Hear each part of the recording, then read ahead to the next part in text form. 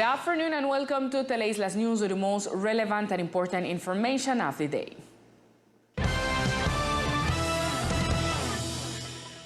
Teleislas News obtained statement from the sister of Dr. Nayib Morales, who is detained in Venezuela. They are waiting for the lawyers to inform them how to proceed.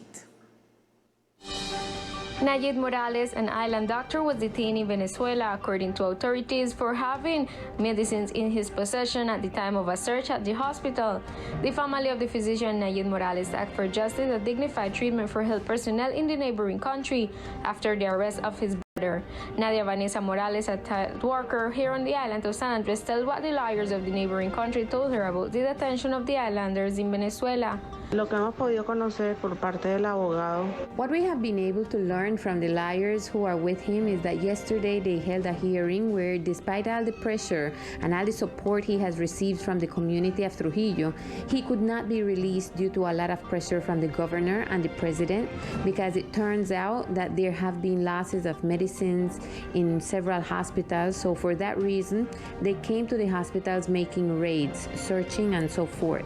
My brother was in the operating room in the supply area, and he had two medicines, a syringe in his koala and a personal bag. Venezuelan doctors declare a cease of activities in protest against this capture led by Venezuelan authorities. Nosotros, como medida de protesta, As a protest measure, together with my colleagues, we decided to suspend elective interventions as a protest measure, and we are in full support of our resident.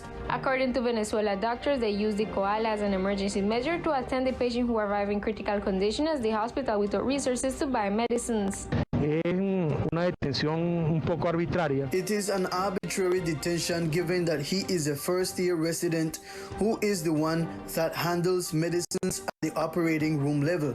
Every postgraduate resident carries a koala with medicines with suitor. What is left over from other surgeries, we are making a stoppage, and that is common to carry a koala with medicines during the postgraduate training. Therefore, here there are times when there is almost nothing. That patient arrives at 1 or 2 in the morning as he is going out to buy, and that patient is operated on. The family members ask for justice and hope that Nayib Morales will be released as soon as possible. It should be noted that the sister alludes that they are waiting to proceed according to the advice of the lawyers. Hablamos con los abogados. We talked to the lawyers and they told us not to travel as yet. Honestly, we are only waiting, and we are ready to leave immediately if we have to travel. Nayib Morales has worked as an emergency room physician for years at the Clarence Lynn Newell Departmental Hospital, and for the last 4 months he has been in the neighboring country doing a specialization in anesthesiology.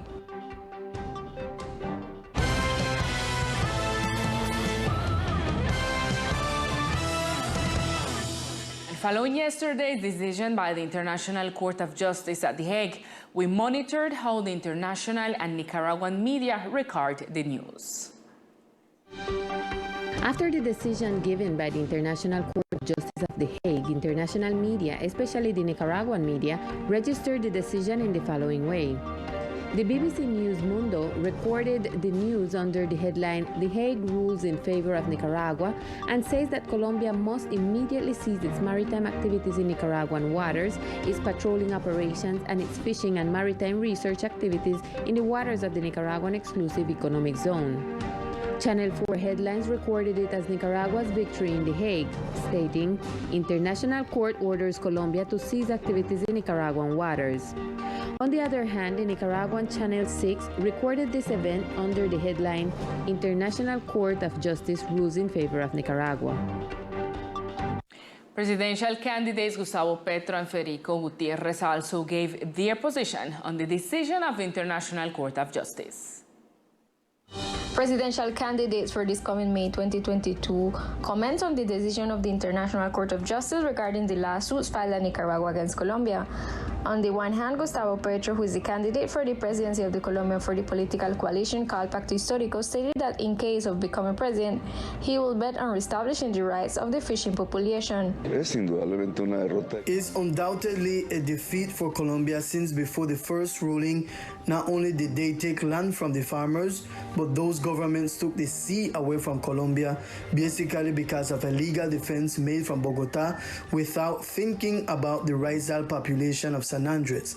Consequently, there are only two options: the violent conflict that I think no one is interested in, or the rights of the people of San Andres. I privilege the rights of the people of San Andres, and for that, we have to talk to Nicaragua.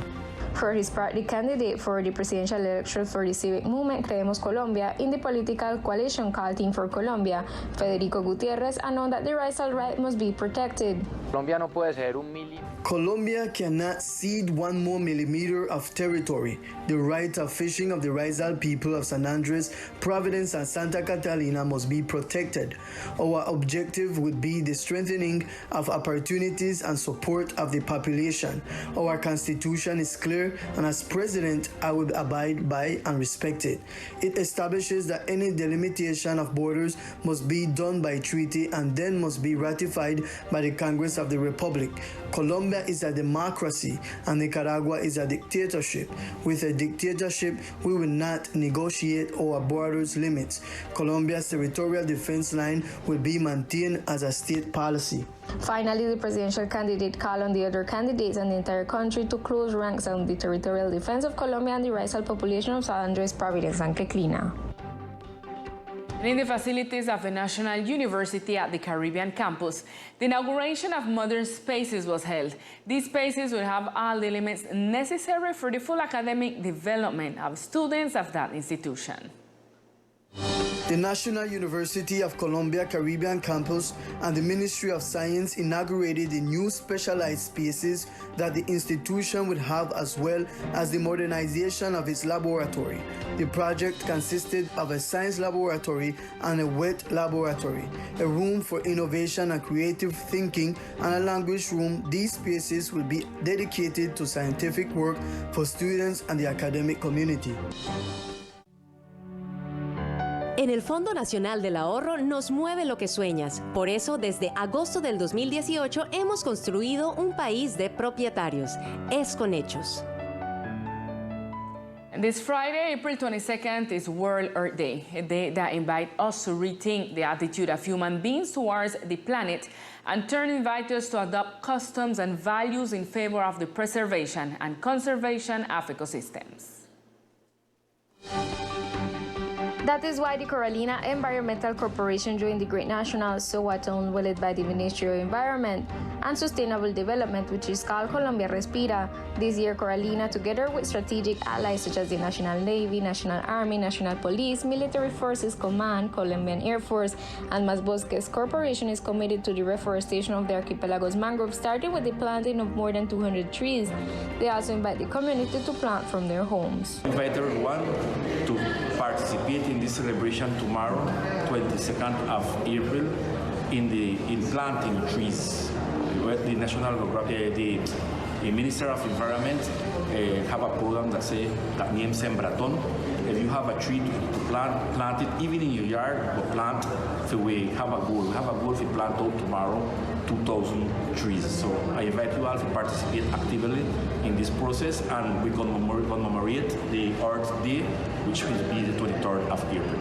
The General Director of Carolina, Arne Britton, invites all citizens of the island to plant a tree in their environment and send a report through the social networks of the entity with the exact location of photo or video that evidence the planting for registration in the database and make the respective monitoring. And the Secretary of ICTs of the department made known to the cameras of Teleislas News the efforts being made to bring the deaf community to the island to the digital spaces established in San Andres. With this socialization, the deaf community of the island will have the necessary tools to access the different Viva Digital points on the island. As Secretary of TICS, what we're trying to do is open this space for all the people and for the department, and these persons will access the requirement to open a space for them. So what we do is open the space for them to tell us a little about what they need, and we can adapt our personnel so that we can help them out in all their activities. People interested in accessing these socialization should only approach the different Viva Digital points on the island. Now let's get to know other facts that are in news today in our brief news section.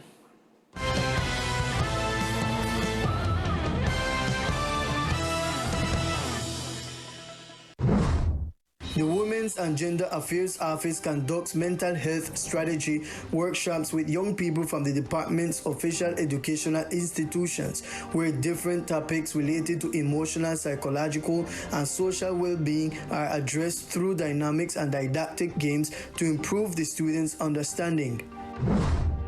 From very early hours, the pedagogical group of the Mobility Secretariat conducted educational activities with cyclists on Francisco Newball Avenue, where they explained the rules and obligations that not only govern cyclists but help prevent and avoid road accidents by keeping them safe.